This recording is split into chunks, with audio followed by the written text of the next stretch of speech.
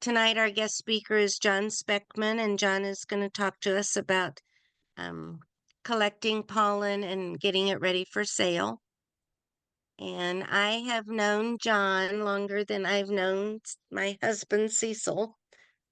So, John's been a beekeeper for many, many years, and he and his wife run a company called Speckman Honey, and they sell to a lot of stores. John takes his hives to Texas each year. He raises his own queens. He's a good beekeeper. We're glad that we know him. So, John, we think we'll let you.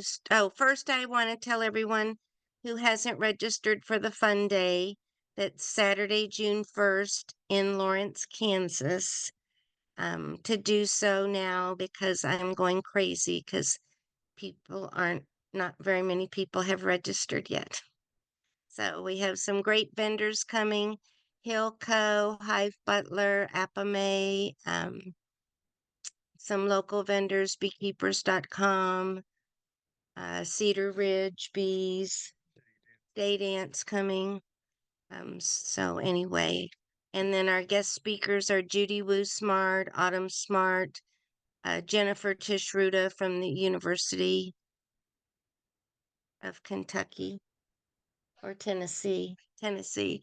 And Blake Shook is owner of Desert Creek Honey in Texas, and he has about 10,000 hives. He's one of our guest speakers. And Rogan Tokash is going to be talking to us about the trophy bees. So anyway, John, you can take it away. Okay. Well, I want to thank Julie for inviting me to do this presentation. Like she said, we've been collecting pollen for several years. So I got a little PowerPoint we'll go through, and it kind of explains a little bit pollen and ways to collect it. And hopefully it's informative for people. So basically, on the screen is my cell number. If you people are trying to collect pollen and got issues or something, questions, you want to text that number. I don't answer unknown phone calls. So uh, basically, that's a bee and a dandelion. That's one of the first pollen sources that we have in northeast Kansas. Uh, Bees collect pollen on their baskets on their back legs. Top right hand corner shows a picture of that bee. Um, from trees, plants, and flowers. That's the food. That's a food source for the bees, and that's a frame kind of showing where they typically have packed out pollen around the brood. Many different colors of pollen, many different varieties of pollen. That's another shot of a frame with pollen on it. Uh, we're amazed every time we empty our tray in our pollen trap, the different colors of pollen, and and it varies by colony in a yard. Some colonies seem to have a single source of pollen because it's all the same color. Other colonies have a mixture of colors, so they're visiting many different plants to get that pollen. A little bit about benefits of pollen. It's one of the most richest, most complete foods in nature. Contains a wide variety of essential vitamins. It's the only food that contains in perfect balance all 22 known essential elements. Extremely rich in most of the B vitamins. Bee gathered pollens are rich in proteins, acids, vitamins. It's an alkaline food. Bee pollen benefits and balances the overall pH of your body. One of the most amazing bee facts is that it takes one bee working 8 hours a day, 1 month to just gather 1 teaspoon of pollen. So it's not much at all. Uh, these facts were gathered off the internet. And as we know, there's nothing false on the internet. So we take this as granted. And this is just some information on the nutrition value in pollen. It's high in carbohydrates, it appears to be. A lot of protein. Uh, we've eaten pollen fresh out of the trap or after it's been dried. It has a wide variety of tastes depending upon that source. Sometimes it's bitter, sometimes it's sweet. There's example of different sources. If, like for example, maples in the spring, that's an excellent source for nectar and pollen, both very informational, very well needed. Dandelions, excellent.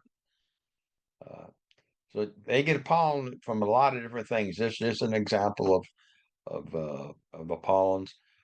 I do know we've collected pollen in the yellow sweet clover flow.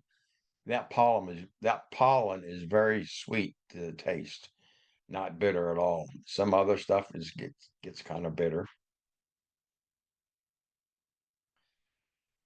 This is an example of the different colors. A lot of people see their bees are bringing in like orange pollen or gray pollen or yellow pollen. Maybe this may help you uh, see where that pollen source may be. Pollen traps have many different designs. I've got about three different ones. I put them this trap. There's a bottom trap where it fits right on your bottom board. It doesn't replace the bottom board, but it fits right on the bottom board. It's a top entrance. That's where you close off the bottom entrance and then force the bees to go to the top, enter through the top.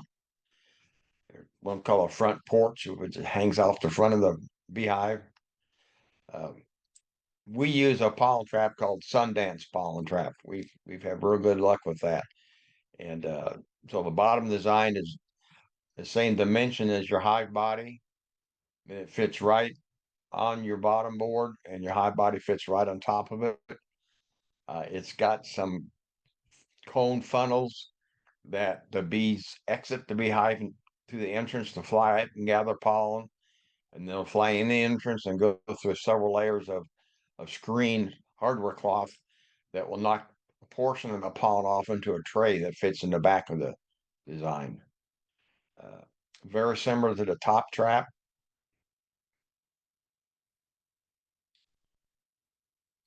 This is an example of the side opening trap, where if you run bees on pallets, you'd want to use a side trap.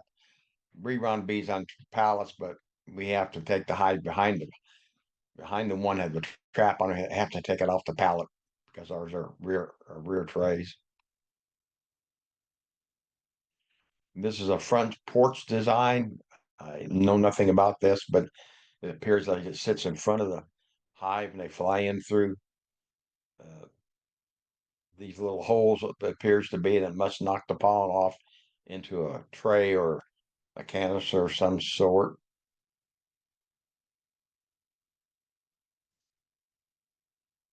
We start placing our traps on. You want a strong colony. Uh, we use double deeps for collecting pollen. We want a real strong field force.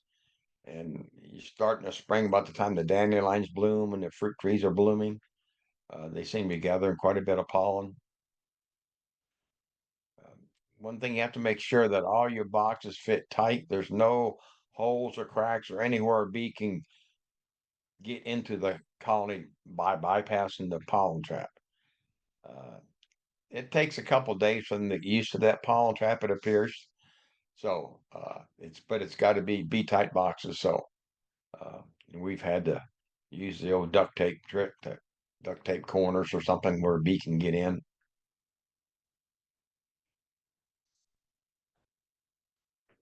Some traps, the Sundance trap that we use can be either closed to trap for pollen trapping, or you can make it open where bees can fly into the colony bypassing the trap. And the Sundance has a little wing screw in front, which we'll see in a little bit, where you can raise the little board up, makes them go in the entrance, and then after several days, you can let the board go block the entrance, and now they got their own a new entrance above the pollen trap. Uh, Allows the bees to bypass that trap.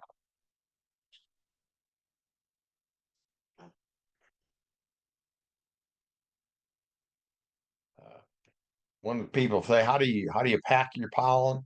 Uh, we found that it's just another revenue stream for beekeepers, I believe, and if the public knows you have local pollen, There's a big demand for local pollen. People like to take it for allergies. We try to tell people that it's not a quick, rich deal, quick fix. If you have allergies, you need to take it year round. You want pollen in your area because that's the allergies that you're allergic to. My wife packs it in like a wide mouth plastic gallon jug, and that holds about 5 pounds of pollen. Uh, a 12-ounce bear, for example, holds about 5 ounces of pollen. You put it in little plastic bags, like a baggie, and that'll hold 4 to 6 ounces of pollen. You can pack in queen line plastic jars or glass jars. Uh, People, or sometimes new customers will order like a pound of pollen, and a pound of pollen is a lot of pollen because it doesn't weigh much. Uh, Once you've when you're trapping your pollen, we have to go out at least every 2 days. We typically try to go out and empty the tray because the pollen is some pollen is really moist, and if you leave it in that tray, the moisture can cause issues of like mold or ants or so forth. So we try to empty the trays because our yards are close to where we live, and we'll go out. I like to go out every day and empty them in the evening, and then the next thing you need to do is you need to clean the debris out of the pollen and dry it out because it's so moist.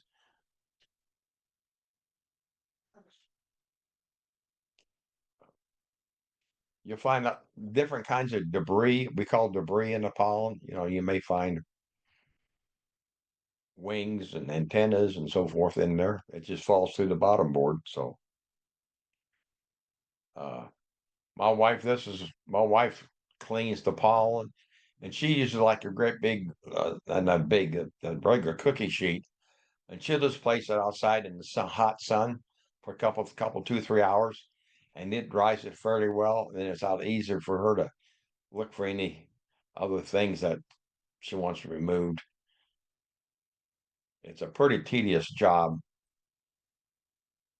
We've used a cleaner that Kelly Bees used to market, which aids in the debris, and all it basically is a little funnel with well, like a little computer fan blowing across it. And you drop the pollen down there, and the light stuff blows away. The debris blows out of that stream. Uh, I'll put a note in here. If you put your pollen trap on, however the bees get out of the hive to collect pollen in the Sundance trap, there are little cone funnels, like a one-way exit, like if you're doing a trap out. So the worker bees get through, they're fine. But the drones at times will get stuck in those funnels, and that eliminates anything leaving that hive. So you got to be very careful. That's what we keep an eye on it. And I didn't realize that, and when we first started it, and a strong hive wasn't flying much at all. We look at the pollen trap and you see drones were stuck in that funnel. So it's important to look at that, at least in the Sundance. And this is an example. There's a row of these little, they're probably about a 1 inch circular funnels that they exit the hive with, and the drones get stuck in there. Uh, we're talking about open and close method. There's a little wing nut on the Sundance with a slot where you can raise the board up and you tighten your wing nut, and that creates an entrance to the bottom. So now they're collecting pollen. And if you loosen the wing nut and push that board down, it creates about a 3/8 inch opening between the hive body and the top of the pollen trap, and they fly and they bypass the trap. So we don't collect pollen for days and days and days. We usually run it a couple, 2, 3 days, and then we'll open it up, and then we'll close it again and try to collect more pollen. If you're not getting much pollen in the trap after 4 or 5 days, either you got a way the bees are bypassing it and not using the entrance in the trap, or there's not much of a pollen source at that point in time. And we've been told, talk to other people that you only get about 30 or 40% of the pollen, which is a good thing. But the bees sense that the lack of pollen, so now instead of doing nectar collecting, they convert it into pollen collecting. So you get more bees collecting pollen because they're getting short on pollen. And if you leave it on a long time, then your colony can go downhill because they're not getting the necessary pollen they need for the brood nest and for the brood.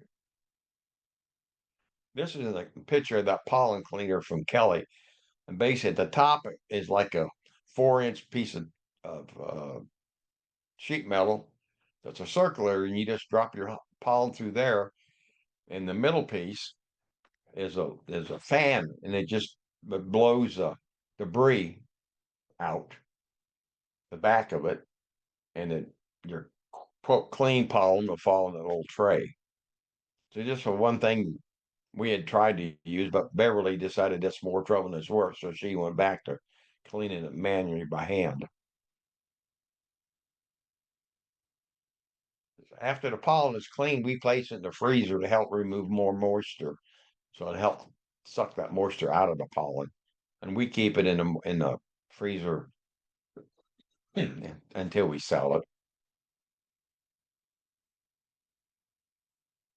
Once it's dried, she can put it in the refrigerator and use that at your own consumption. So that's basically what we do with the pollen. Again, it's another way of another revenue stream from the bees. And if people find you have local pollen, uh, there's a good demand for that because a lot of the health food stores don't have local pollen. They have pollen, but it's not local. And we enjoy doing it. We're amazed at the different colors of the pollen, and I'm really amazed uh, how much we're only getting 30% of the pollen or 40% of the pollen. The little tray is probably 2 inches deep, and it's like a sheet of paper, 8.5 by 11, is basically, and it's about an inch and a half or 2 inches deep. And on a good day, they'll fill it up. So that's how much pollen we collect that they brought in one day. So I think that's it, Jolie. Well, there's a question in the chat box. Which design is best for horizontal hives?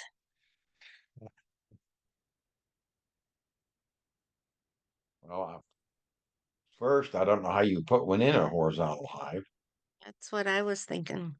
and you have to build a special bottom on that. Yeah, that's I would do a bottom trap for sure, but I don't know for sure how you would mount it on a horizontal hive. And then are you only using the sun to dry the pollen or do you use a dehydrator? And how does one know if the pollen has dried enough? Uh, we use the sun basically because the sun will really dry it out in an afternoon. Dries out enough that you can clean it, and then you can pack it into your refrigerator. When the pollen first comes out of the trap, you can smash it like it's just really damp. But otherwise, it's like grape nuts. When it's dry, it's hard. Freeze dries it. And we don't use a dehydrator. I mean, that may work. We just don't use that. Okay. Someone on the Missouri Facebook had put on that they used to collect pollen, but they quit when they started seeing a lot of entombed pollen, pollen that the bees cover up, and they were wondering if you've seen any of that and if you do anything about that. We've seen some of that, but not to any great extent. Uh, we trap in Kansas. We should trap pollen in Texas because in Texas we're not in an ag area, so the pollen is not contaminated with anything. But they bring a ton of pollen in Texas. Hmm. Yeah, we see a lot of it where our bees are. I don't know. Then there's a comment. Thank you. I've had a Sundance and a Sundance too for a while, but never knew how to clean the pollen. And he's saying a horizontal hive could use one of the entrance traps that fasten to the front of a Langstroth, but the entrance traps don't hold a lot, and but they're inexpensive. So, I'm amazed how clean the pollen really is when in that Sundance. It's really pretty clean. I mean, you find a little bit of stuff, but it's not hmm like tons and tons of it. But I've never used any other trap other than Sundance. So yeah, that's all we ever used too. So, yeah. Any other questions, anyone?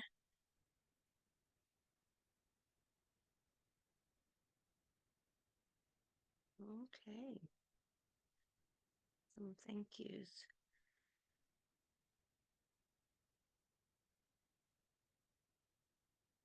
So, well, we think this is the last one we're going to do that we're kind of out of ideas. And oh, here's a question. How long do you collect, or how do you know when to quit so you don't hurt the bees? like I said, we when we collect, we'll collect for 3 or 4 days at a time. Then we open it up so the bees can free fly for maybe another week, and then put the trap back in the collection mode.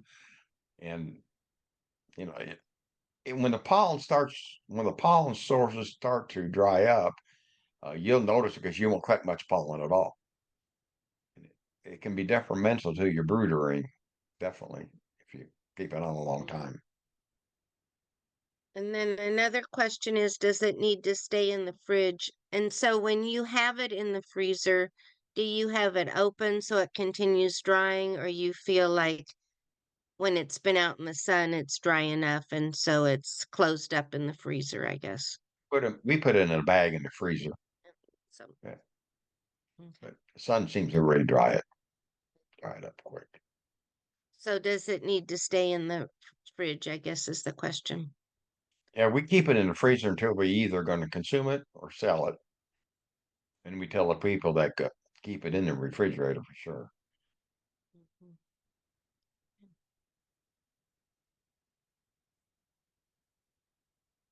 All right. Any other questions for John?